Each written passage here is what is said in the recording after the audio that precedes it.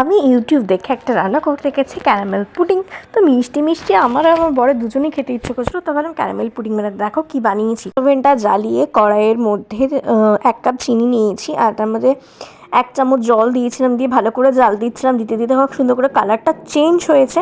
তো আমার উচিত ছিল এই যে ফেনা ফেনা বেরিয়ে হয়ে গেছে এই অবস্থায় নামিয়ে নেওয়া, কিন্তু না, আমি আরেকটুকু জাল দিয়েছি, বেশ ভালো একটা ব্রাউন ব্রাউন কালার চলে এসছে। তারপর একটা বাটির মধ্যে তেল দিয়ে তারপরে ক্যারামেল পুডিংটা দিলাম। তারপর পুরোটা তো পড়লো না, তো যাই হোক একটুখানি হয়েছে। তার মধ্যে একটু জল মিশিয়ে দিয়েছিলাম যাতে একটু পাতলা হয়, খুব লেগে লেগে গেছিলো, মানে যাবে শনপাপড়ি হয় ওরকম শনপাপড়ির মতন হয়ে গেছিলো।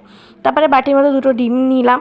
ডিম নেওয়ার পরে দিয়ে দেবো 2 হাতা দুধ, আর বাটিতে তেলটা ব্রাশ করে নিচ্ছি যাতে ক্যারামেল পুডিংটা ইজিলি উঠে আসে, মানে যখন ক্যারামেল পুডিংটা হবে। না, তেল না দিলে কিন্তু লেগে যেতে পারে, ওই জন্য কিন্তু তেলটা আমি বাটিতে দিয়েছিলাম। তো 2 হাতা দুধ দিয়ে নিয়েছি।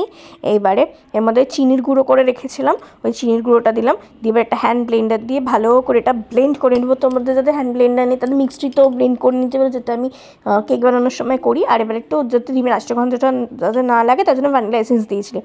পুরো কিন্তু সেম পদ্ধতি তোমরা করতে পারো, কিন্তু খুব ভালোই হবে। শুধু একটু আগে নামিয়ে নিতে হবে, তাহলেই কিন্তু মানে ক্যারামেলটা করার সময় একটু আগে নামিয়ে নিলে কিন্তু এরকম কালো হয়ে যে আঠা হবে না। এবার গ্যাসের মধ্যে একটা সসপ্যান দিয়েছি, তার মধ্যে একটা স্ট্যান্ড দিয়ে বাটির মধ্যে যে ডিমের মিশ্রণটা ঢেলে দিয়েছি। দিয়ে এবার বাটিটাকে ভালো করে বসিয়ে জল দিয়ে ভাপানোর জন্য বসিয়ে একটা থালা দিয়ে 10-15 মিনিট চাপা দিয়ে রাখবো। এই দেখো 15 মিনিট পরে দেখছি হয়ে গেছে সেদ্ধ। 2 সাইড দিয়ে তুলে নিচ্ছি। এবার যখন আমি ঢালতে যাব তখন হয়েছে ব্যাপারটা কী বলতো, ওই যে আমার খুব একদম চেটে লেগে গেছিলো ক্যারামেলটা, তারপর আমি একটু জল দিয়ে নামিয়েছি, ওর জন্য এই অবস্থা। যদি মানে যখন এই কালারটা হতে হতে যদি কেউ নামিয়ে দাও তাহলে এইভাবে করলে কিন্তু একদম পারফেক্ট হবে। তো আমার ইচ্ছা আছে আমি আরেকবার করবো, কারণ খেতে কিন্তু খুব টেস্ট হয়েছে, খেতে ভালো হয়েছে, মানে গন্ধ টন্ধ সব ঠিক আছে, শুধু দেখতেই এরকম হয়েছে, মানে জিনিসটা ভালো করে পুডিংটা বসেনি। এছাড়া কিন্তু খেতে দারুণ হয়েছে।